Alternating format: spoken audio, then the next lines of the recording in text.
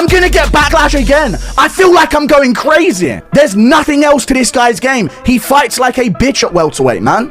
I'll watch a Shevchenko. I'll watch women's MMA title fights over an Islam Makhachev title fight right now. Ian Garry took 0 damage in this fight bar this head kick. You had 25 minutes in a cage with someone.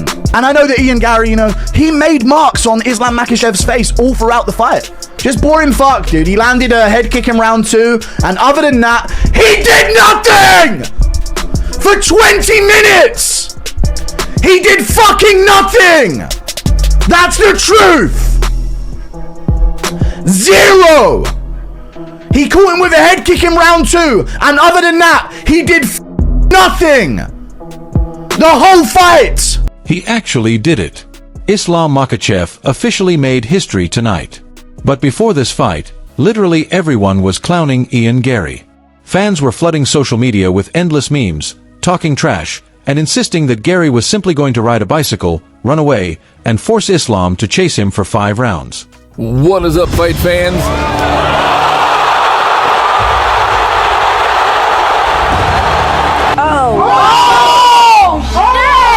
He did nothing! For 20 minutes!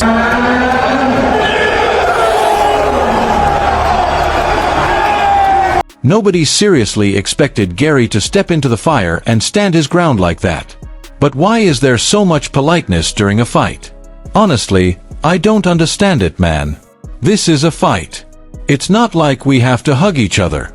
In this video, I've got everything covered for you, from the craziest fight reactions to major fight announcements and much more. Oh! Oh! Whoa! Whoa! Oh! Oh! Get them up! So, let's get right into it. Now, before we get to the main event of the night, let's quickly go through a few fights that caught my attention. The event started with a surprising upset when Kyrgyzstan's MCT Oral took on American Jeremiah Wells. The fight ended with Wells earning a 3rd-round submission victory by choke, even though most people expected Oro to win by submission instead. I think that Ian is a talented guy. If he had even an ounce of killer instinct in that 5th round, you know, he had been beating him to the body. Islam's whole, I think, right side was beat up. His face was beat up. You don't come out and hug and shake hands in the fight. That shit drives me fucking crazy when there's so much at stake. And there's also a lot of mental gamesmanship, whatever you want to call it in this game. You come out in that 5th round with a flying knee or something crazy and you try to finish the fight. I think that this is one of those fights that Ian will go back and watch and say, wish I could do that over again. And, you know, if he came out and tried to destroy and win that last round, you know, with everything that he had, I think it's a totally different fight. And then he gives Islam that explosive, you know, he exploded up and got his back, and once he took his back and put the hooks in, that was a wrap. He's gonna ride that out till the round ends. The defeat ended Oruro's 2-fight UFC winning streak. Tryon Gore faced Vicente Liu and earned a unanimous decision victory, even after losing a few front teeth during the fight. Tough as nails, that gives Gore his 2nd straight win. Charles Johnson defeated Brazil's Eduardo Henrique by submission in the 3rd round, securing a twister. It was only the 5th time that finish had happened in UFC history, and the 2nd time in just a couple of months after Kyrgyzstan's Mazali Magad pulled one off back in June. Then came an emotional moment when 40-year-old Edson Barbosa lost to Argentina's Esteban Rio by 2nd-round TKO and afterward announced his retirement from the UFC. Barbosa ends his MMA career with 24 wins and 15 losses. He is a true legend of the sport. Seems like between every round, Ian was saying something to you, kind of trying to give you a hug, touching you on the head. Beginning of the 5th round, he high-fived you. Dana White said he hates that. He wished you guys would just... Bro, honestly, I don't understand, man. This is the fight. This is not something we have to, like, hug each other every round, you know? We're going to war to broke the face, to broke the eye, you know? That's why I respect all my opponents. But Jan, I don't know, he respect too much. So, thank you for all the incredible fights, Edson. Enjoy your retirement. You earned it. Finally, in the women's title fight, Mackenzie Dern successfully defended her belt against Gillian Robertson, winning by unanimous decision.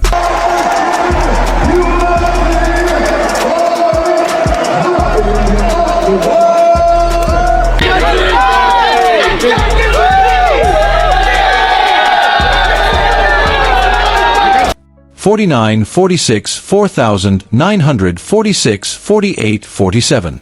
Now, let's talk about the fight everyone had been waiting for. Islam Makhachev stepped into the octagon for his first defense of the welterweight title. And this wasn't just any title defense. He was facing a much younger opponent with a legitimate chance of breaking Anderson Silva's old record. So yes, there was a lot at stake. His opponent was Garry, and honestly, this kid is a star. He says some wild things, gets into funny situations because of his wife, but at the same time, he is completely genuine about it. And inside the cage, he's extremely good. The only man to ever beat him is Shavkat Rakhmonov, and even that fight was competitive. Garry had youth on his side, and he had the size advantage too, with a serious combination of height, reach, and solid wrestling. Yo, what's up everyone? Tonight wasn't my night. I feel great. I did great. Islam was just better to me than me tonight, and that's okay. I want everybody who loves me and supports me and wants to see me do better. I want you to know that I'm going to be back. I'm not disheartened by this. I'm bulletproof in my mind. I'll be back. I'm 28 years of age. I just fought arguably the greatest fighter we've ever seen in this sport, and I pushed him to the fucking wire. And I'm so proud of myself, and I'm so proud of my team and everything that we've done. I'm so proud of what I've done in this world and who I've become. Nobody's stopping me. Nobody stopped me. Tonight was not my night. Islam, your team, congratulations. You guys did amazing. I have nothing but love and respect for everything you guys have done in this sport. I've said that to you. Everyone knew Makhachev was the favorite, but they also knew this wasn't going to be easy. Now, here's what made this matchup so interesting from the beginning. Garry is taller than almost anyone Makhachev has ever fought. We're talking 178 centimeters compared to 191 centimeters. That's a massive difference. When the height gap is that significant, it changes the entire matchup. Garry knew he couldn't allow Makhachev to get close. His plan was likely to use his reach, maintain distance, and force the champion to work from the outside. The fight started slowly, with almost no strikes in the opening seconds. Both fighters stood in the center and felt each other out until near the 1-minute mark. Well, so when Islam shot the single leg on a head on the outside, so Garry dumped him, but once he dumps him, it only works very well as long as if the athlete gives up on the takedown. But since Islam Makhachev didn't give up on the takedown, he was able to stay attached to Garry. So when Garry came topside, that's when he was able to lock down his legs and then get the lace. Oh! Oh, shit! Get them up!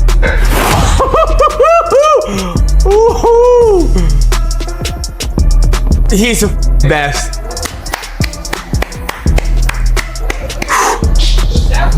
Wow! When Makhachev landed a clean takedown, Garry scrambled back toward the fence, and Makhachev began attacking his legs with knees.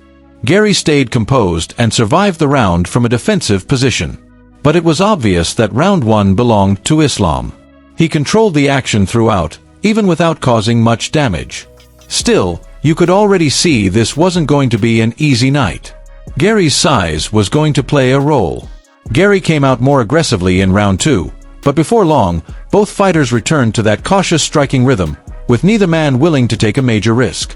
Midway through the round, Garry actually drove Makhachev back toward the fence. But the champion escaped, and as he moved away, he dropped Garry with a high kick. That was probably one of the biggest moments of the entire fight. Oh! Man, they've done it again. Even in the fight where Ian looked great, Islam is still able to look like the best in the world.